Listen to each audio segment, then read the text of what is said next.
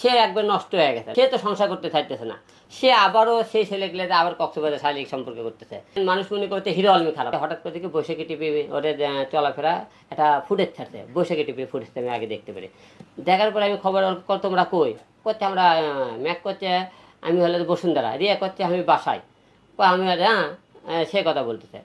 বলার পরে আমি তার বাসায়, তার ভাই কোনো বাসাতে ভিডিও কল ধরো তো ধরে না, তো আমার ভাই কোনো কোথায় ঘুম পাড়তেছে। তারপরে যাওয়ার পরে কিছুক্ষণ পরে মনে কী করছে, মনে করেন আমার যে লোকজন ছিল আমি তাদেরকে পাঠালাম যে হোটেলে আর কোন হোটেলে থাকে, কত নম্বর রুম, এবং আমি কিছু সাংবাদিক দিয়ে পাঠালাম। পাঠানোর পর তারা দেখেও তারা হোটেলে তারা রুমে পাইছে দুইজনের দেয়। তা আমার কথা, তোমার সাথে আমার ক্যাসাল নাই, গন্ডগোল নাই, তুমি হট করে তুমি কিছু হলে ম্যাক্সুবির কাছে চলে যাও কেন? সে তাকে ছাড়তে পারতেছে, তাকে ভালোবাসে আর কি, সব কিছু মিলে। যেহেতু আর ভিডিও ফুটেজ পাইলাম, ভিডিও ফুটেজ পাওয়ার পরে তাকে জিজ্ঞেস করার পরে কালে রাতের বেলা আমি সেই রাত্রে আমি থানায় একটা মামলা করি, মামলা করার পর সেই মামলা কাগজ আমি কক্সবাজার পাঠাই তাদেরকে ধরার জন্য। সে কক্সবাজার থেকে ভোর 4টার দিকে গেলে রাত 3টার দিকে তারা হোটেল থেকে বের হয়ে গেছে। বের হয়ে যাওয়ার পরে আমি সকালবেলা তাদেরকে মনে করেন সে আমাকে ফোন দিয়ে বললো আমি তোকে আজকে ডিভোর্স দিয়ে দেবো এবং আমি হলে ম্যাক্সুবিকে বিয়ে করব, সেই কথা আমাকে তাকে বলে দিতে।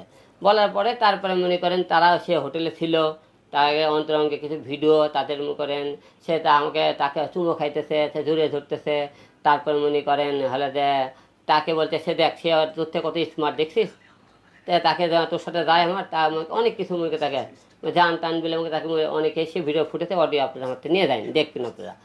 যাওয়ার পরে সেখান থেকে যাওয়ার পরে আমি দেশবাসীর কাছে ক্ষমা চাইতেছি যে সে এর আগে মনে করেন আমি যে ভুল, সে যেহেতু বারবার তার কাছে যাইতে চায়, আমি কেন তাকে বারবার নিয়ে আসতেছি, আমি এটা ভুল করেছি।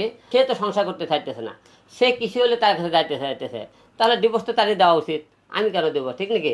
সে ডিভোর্স দিক, দিতে তো আমাকে তাকে ভালো লাগতেছে না, এই জন্য আপনাকে বললাম যে সে ডিভোর্স দিয়ে তো বলেছে ডিভোর্স আজকে দেওয়ার কথা, সে দিয়েছে নাকি আমি জানি না। সে বলছে আমি ডিভোর্সে আজকে মুভিকে আমি বিয়ে করবো, সে কথা বলেছে আর কি, বাদ বিয়ে কী করছে আমি জানি না এখনো।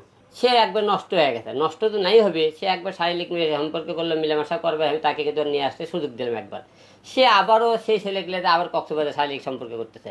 তো একটা মেয়েদের বারবার সেই ছেলের কাছে যায়, সে মনে করেন মানুষ মনে করতে হিরো আলমী খারাপ, আমাকে আমি খারাপ, তো সে যেহেতু তার কাছে যাইতেছে আমি তাকে কেন আনি, আমি খারাপ, আমি নিজেকে খারাপ মনে করতেছি। সে তো যে তার কাছে থাকতে চায়, আমার মনে তাকে তার কাছে রেখে দেওয়াই ভালো, সে তার কাছে থাক, তাকে নিয়ে সংসার করতে চায়, তাকে ভালোবাসে, আমার মনে তাকে ফিরে আর না আনাই ভালো। আর দেশবাসীর কাছে আজকে মনে করি আপনাকে ডাকার একটাই উদ্দেশ্য যে আপনারা সবাই জানেন হিরো আলম রিয়ামনি মিল হয়ে গেছে, তারা আবার সংসার করতেছে। তো যেহেতু সে আপনারা জানবেন কেন, যেহেতু আমার সাথে সংসার না গেছে আরেকজনের সাথে সংসার করতে, আরেকজনের কাছে আছে, আপনারা মনে করবেন হিরো আলম রিয়ামনি ঠিকই আছে।